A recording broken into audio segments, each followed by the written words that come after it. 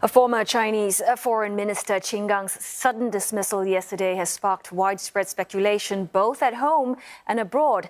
He was expected to usher in a new era of diplomacy, stabilising geopolitical ties. But the politician was unceremoniously removed from his post after just 7 months in the job. No reason has been given for his dismissal.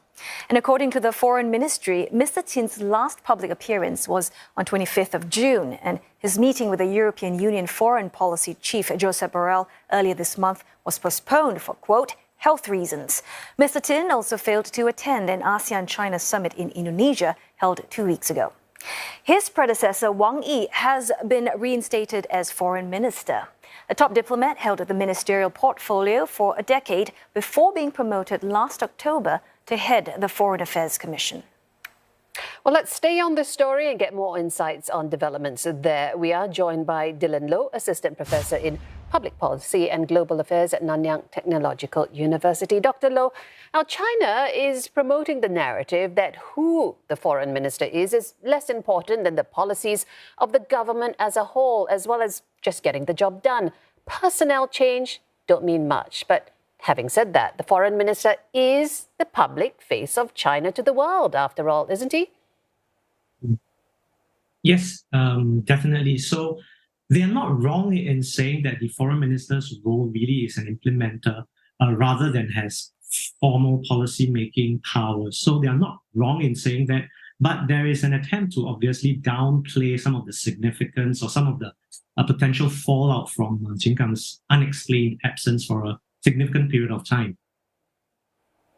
Well, there is a precedent to such disappearances, if you like.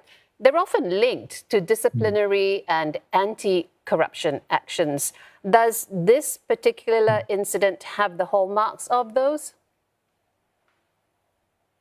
It does. In fact, his disappearance, when he disappeared, there was an information vacuum because the officials were not forthcoming and forthright with information and said that it was for health reasons. So there were a lot of theories that were swirling around. Part of that strand of theory involves an investigation into him for allegedly corrupt or improper political behavior, or I would add completely unverified at this point.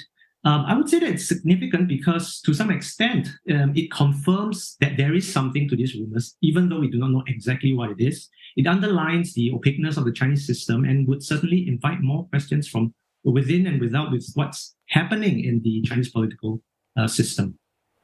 You know, his removal does inject fresh uncertainty into China's diplomatic relations at a time when tentative communication was just beginning with the US. How will this move impact US-China tensions? Right. I would not actually characterize his removal as injecting fresh uncertainty because now we actually have some clarity, even though we did not know and do not know what happened to Qin Gang. The appointment of Wang Yi, the old new minister or the new old minister, to my eyes, actually stabilizes China's diplomatic relations right now, because he's a known entity, a very capable diplomat, and other countries, particularly in Asia, will already have had that relationship with him. So to me, this appointment actually stems the uncertainty that happened during Qin Gang's absence. I don't think that Wang Yi's appointment itself is going to change the overall relationship vis-a-vis the US, just as Qin Gang's appointment back then would not and did not in and of itself change the overall US-China relations. I think Chinese diplomacy and foreign policy would not suddenly deteriorate or change directions because of a personnel change, even if it's the foreign minister. Yeah, so Wang Yi re-stepping back into the role it means he's double-hatting. Why was he chosen to return to the post rather than going ahead and selecting someone new immediately to fill the role? Right. I can think of two reasons off the top of my head. First, the party and the state did not find anyone appropriate that fits the bill and that Xi Jinping and the Politburo Standing Committee and the system could fully entrust with the duties, even though on paper there were some candidates that could foreseeably fulfill the role. So I'll be closely watching for how long Wang Yi stays on as foreign minister and how he juggles the two roles. Whether or not this is a stopgap measure, as most people expect it to be, or a more permanent solution, I think we'll have to wait and see.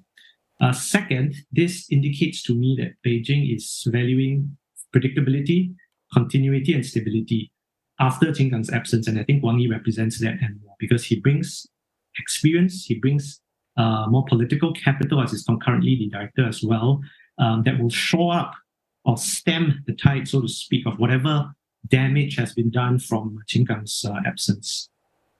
Well, as you said, you suggested that there was nobody on the horizon at the time the role needed to be filled. But if you were to look ahead, are there any candidates that are potentially lining up to be the next foreign minister? You know, before Wang Yi took over, there was a lot of chatter that Ma Zhaoxu, which is theoretically number 2, could take over.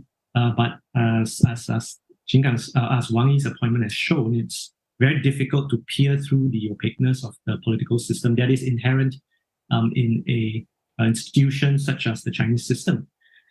So I would hesitate to offer several names on who could take over because I don't quite think that they have thought about whether this is going to be a stopgap solution, for how long if it is a stopgap solution, and how this is going to work with him juggling both roles.